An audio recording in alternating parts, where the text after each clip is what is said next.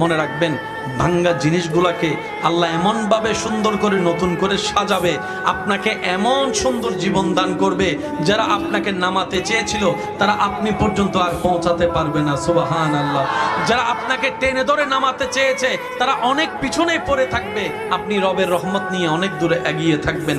মনে রাখবেন, শুধু একটু সয়ে যাবেন, একটু ধৈর্য ধরে থাকবেন, একটু সহ্য করে চুপ করে থাকবেন। যত সইবেন তত পাইবেন, যত সইবেন তত পাইবেন। কোনো আফসোস নাই, কোনো আপত্তি নাই, কোনো হা হতাশ নাই। রবকে শুধু এতটুকু বলবেন যখনই মন খারাপ হবে, সিজদায় মাথাটা ঝুঁকিয়ে, ইয়া রব, আমি যা পেয়েছি কোনো কিছু পাওয়ার যোগ্যতা আমার কাছেই নেই, সব তুমি দয়া করে দান করেছো, সব তুমি দয়া করে দান করেছো। একটা জিনিস পাওয়ার যোগ্যতা আমার নাই, এই চোখ পাওয়ার মতো যোগ্যতা আমার কাছে নেই, এই কান শোনার মতো কান আমার কাছে নেই। আল্লাহ, কোনো কিছুরই পাওয়ার যোগ্যতা নাই, তুমি দয়া করে দেখার জন্য দুইটা চোখ দিয়েছো, তোমার দরবারে শুকরিয়া। সুবহানাল্লাহ।